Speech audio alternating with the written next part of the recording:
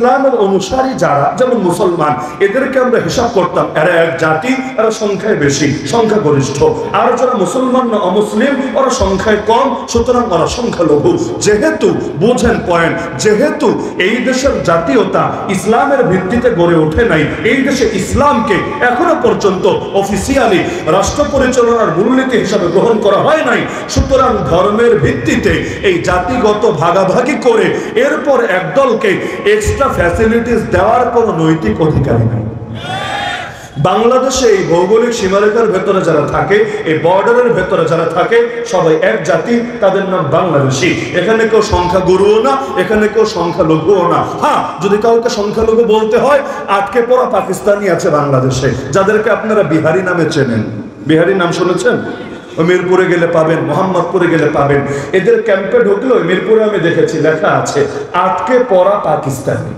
এখনো পর্যন্ত এটা লেখা, এই 2024-এর এই সপ্তাহের কথা আমি বলছি, লেখা দেখেছি আটকে পড়া পাকিস্তানি। এদেরকে কেউ যদি বলে সংখ্যালঘু, তাও চললে এক বিবেচনায় চলতে পারে। কিন্তু যেহেতু ভৌগোলিক সীমারেখার ভিত্তিতে জাতীয়তার পরিচয় দেওয়া হচ্ছে, তাহলে এখানে আরে যারাই এই দেশে থাকে সবাই একই সমান, সংখ্যালঘুই কিসের, সংখ্যাগুরুই কিসের। এমনকি বাংলা ভাষার ভিত্তিতে যদি জাতীয়তার কথা বলা হয়, যেমন আওয়ামী লীগের বিএনপিতে একটা মারপিট আছে। এখানে একদল বলে জয় বাংলা, একদল বলে বাংলাদেশ জিন্দাবাদ, একদল বলে বাংলাদেশি জাতীয়তা, আর একদল বলে বাঙালি জাতীয়তা। শুনেছেন না জীবনে? শুনেছেন। একদল বলে বাংলাদেশ এই রাষ্ট্রের ভিত্তিতে জাতীয়তা, আর একদল বলে বাংলা ভাষা এই ভাষার ভিত্তিতে জাতীয়তা। দুইও ইখতিলাফ মেনে নিলাম। যদি বলেন বাংলাদেশের ভিত্তিতে জাতীয়তা, এই দেশে যারা থাকে সবাই এক জাতি, এখানে কেউ আলাদা সংখ্যালঘু পরিচয় দেওয়ার অধিকার রাখে না। এবং এই পরিচয় দিয়ে বাসের সিট দখল করার মতো নারী, প্রতিবন্ধী আর শিশুদের জন্য বরাদ্দ সিট, সেই সিট গিয়ে দখল করবে। আপনি গিয়ে বসলে আপনার কান ধরে উঠাবে, আর সে আপনার সিটে এসে বসলে আপনি কিচ্ছু বলতে পারবেন না। মানে আপনার সিটও তার সিট, তার জন্য রয়েছে এক্সট্রা আরো কিছু সিট।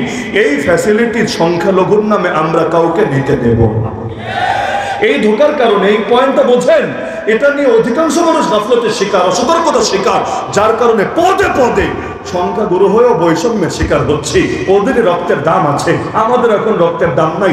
এই যে আমাদের সিলেটের বুকে শহীদ আব্দুর রহমান মোগলাবাজারিকে শহীদ করা হয়েছিল, অনেকে তো ভুলে গিয়েছেন শহীদ আব্দুর রহমান মোগলাবাজারের হত্যার বিচার আজ হলো না কেন? ফরিদপুরের পঞ্চপল্লীতে, সেই মধুখালীতে আমাদের 3 জন ভাইকে শহীদ করা হয়েছিল, যার মধ্যে 2 জন আপন মায়ের পেটের ভাই ছিল, একজন হাফেজে কোরআন ছিল। এই যে 3 জনকে মারা হলো, আজও বিচার হলো না কেন? আরে এই যে আমাদের শহীদ সাইফুর রহমান আলিফকে কুপিয়ে হত্যা করা হলো, আরে তার লাশ কবরে রাখার আগেই, তার জানাজা দেওয়ার আগেই উগ্র হিন্দুত্ববাদী ইসকনকে এবং অন্যান্য ওদের অঙ্গ সংগঠনকে নিষিদ্ধ করা হলো না কেন?